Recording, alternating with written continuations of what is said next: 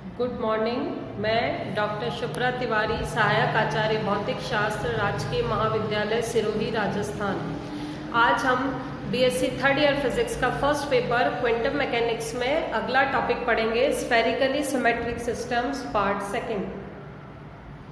पिछली क्लास में हमने स्फेरिकली सिमेट्रिक सिस्टम्स के लिए श्रोडिंजर्स इक्वेशन निकाली थी। अब हमें निकालना है श्रोडिंजर्स की तीनों इक्वेशंस का सॉल्यूशन। तो सबसे पहले है the solution of phi equation. The solution of phi equation can be written as phi m phi is equal to 1/√2 pi e raise to the power iota m phi. मान लीजिए यह equation number 9, जहाँ पर कि constants m की value 0, ±1, ±2, ±3 हो सकती है और वो मैग्नेटिक क्वांटम नंबर कहलाता है। अगला है the solution of theta equation. Theta equation का सॉल्यूशन निकालने के लिए मान लेते हैं x = cos थीटा। तो उसके बाद हम इक्वेशन 8 में भी written as del by del x of 1 minus x square del theta by del x plus beta minus m square 1 minus x square theta is equal to 0। मान लीजिए यह equation number 11। तो इक्वेशन 11 का जो solution है वो mathematics में से हम लिख सकते हैं theta ml theta is equal to √2l + 1/2 l minus m factorial divided by l + m factorial PLM cos theta. मान लीजिए यह इक्वेशन नंबर 12, जहाँ पर कि बीटा की वैल्यू है l + 1। इक्वेशन नंबर 13, जहाँ पर कि l की वैल्यू 0, 1, 2, 3 हो सकती है और वो एजीमुथल क्वांटम नंबर कहलाता है। और PLM is called associated Legendre's function. अब हमें निकालना है रेडियल इक्वेशन का सॉल्यूशन। तो बीटा की वैल्यू हम इक्वेशन 13 से जब इक्वेशन 7 में सब्स्टिट्यूट करेंगे तो हमारे पास ये इक्वेशन आएगी, जिसको कि हमने और उसको रीअरेंज करेंगे तो हमारे पास आएगी equation number 14।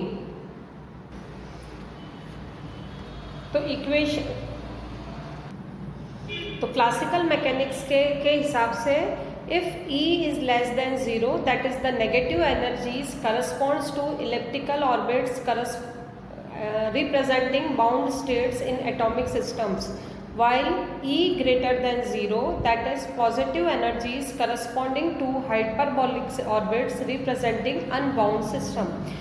In this case, let us consider that the electron is bound in the hydrogen atom, that is E is less than 0. तो let us substitute।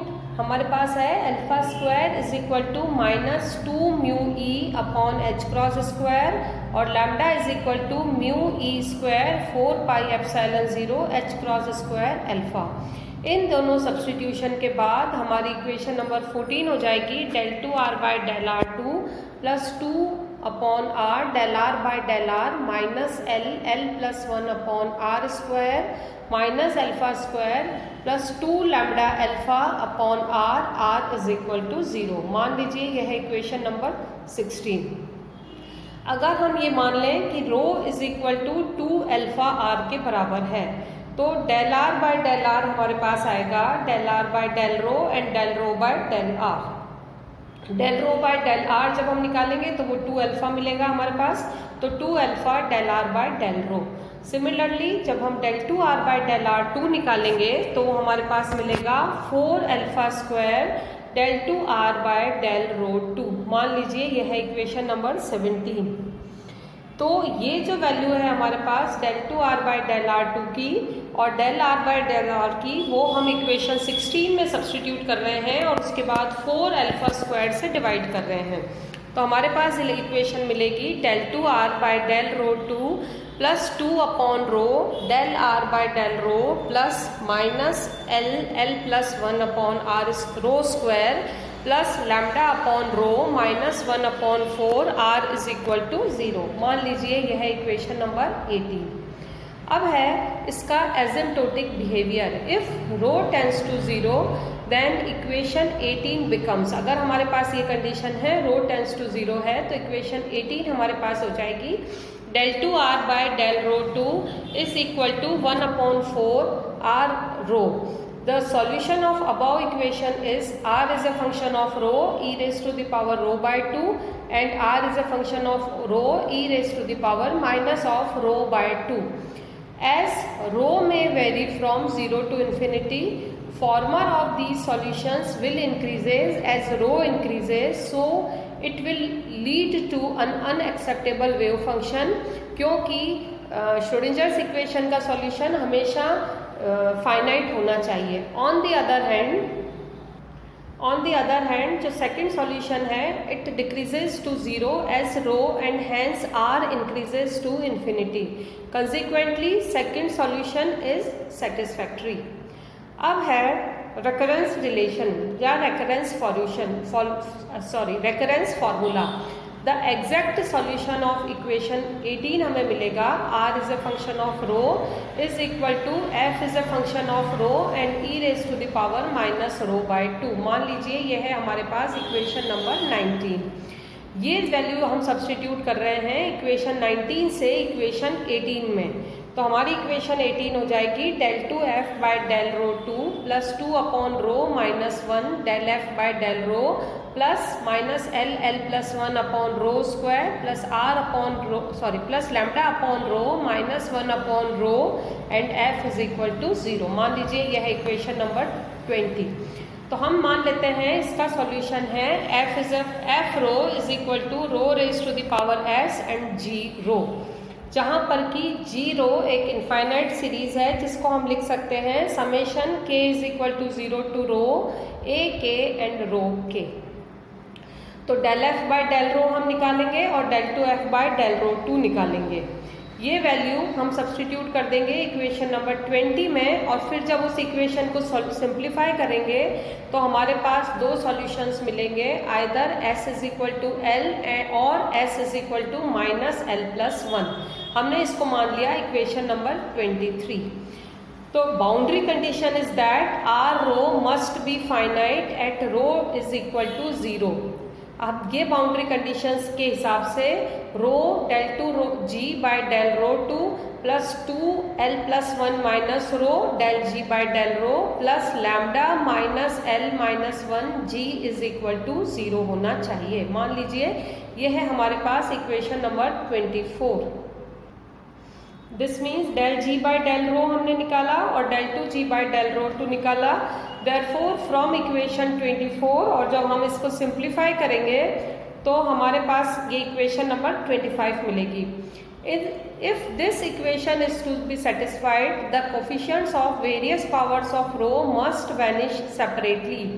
तो हम इसके हर पावर के कोफिशिएंट्स अलग अलग 0 होने चाहिए. इक्वेटिंग कोफिशिएंट्स ऑफ रो के इक्वल टू 0. तो हम रो के कोफिशिएंट्स को जब 0 सब्स्टिट्यूट करेंगे तो हमारे पास आएगी कंडीशन ए के प्लस 1 के प्लस 1 माइनस ए के प्लस 2 एल प्लस 2 के प्लस 1 ए के plus 1 plus lambda minus L minus 1 ए के इज इक्वल टू 0. अगर हम इससे ए के प्लस 1 निकालें तो वो हमें मिलेगा के plus L plus 1 minus lambda upon के प्लस 1 2l प्लस के प्लस 2 ए के. और ये इसको मान लेते हैं हम इक्वेशन नंबर 26 और ये एक्सप्रेशन जो है वो रेकरेंस फॉर्मूला कहलाता है. अब है energy eigen values for hydrogen atom. In order to obtain a satisfactory wave function, the series for f rho must break off after a finite number of turns.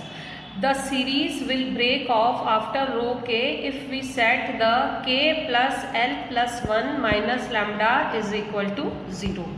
अगर हम यहाँ से लैम्डा निकालें तो हमें मिलेगा लैम्डा इज इक्वल टू के plus L plus 1 और मान लीजिए ये हम इसको मान लेते हैं n, जहाँ पर कि k कहलाता है radial quantum number and can have the values 0 1 2 3 well n is called the total. n कहलाता है टोटल क्वांटम नंबर और can have the values 1 2 3. From equation 15 हम निकाल सकते हैं lambda is equal to mu e square upon 4 pi epsilon 0 h cross square alpha.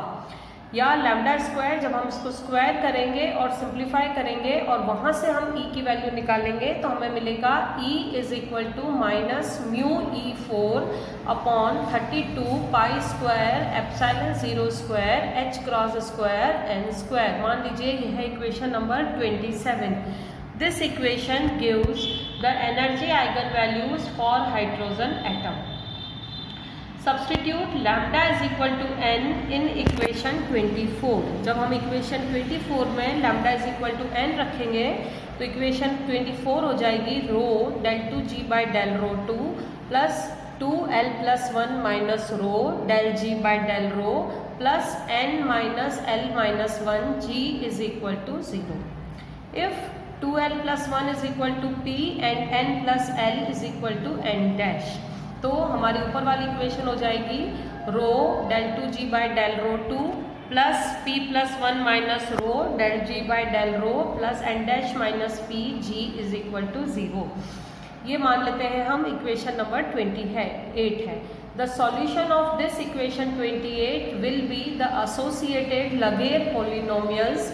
इस equation 28 का solution जो है वो एसोसिएटेड लगेर पॉलिनोमियल्स होता है। Therefore G rho is equal to C L N dash P rho, या इसको हम लिख सकते हैं सी एल एन डैश की वैल्यू है n प्लस एल और p की वैल्यू है 2l प्लस 1 रो। मान लीजिए यह इक्वेशन नंबर 29 और c एक कांस्टेंट है।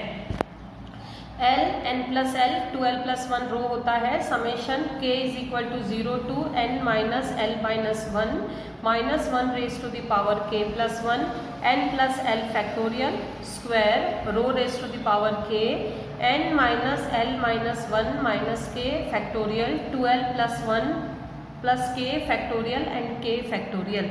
मान लीजिए यह है equation number 30। Therefore, the radial solution is RnLr is equal to e raised to the power minus of rho by 2 rho L G rho, या C e raised to the power minus rho by 2 rho raised to the power L L n plus L 2n plus L rho, where C is the normalized constant। तो हमारे पास है integration from 0 to infinity r star r square d r is equal to 1 होना चाहिए। जब हम इस equation को सॉल्व करेंगे तो हमें मिलेगा c is equal to square root 2 upon n a 0 cube n minus l minus 1 factorial 2n n plus l factorial raise to the power cube.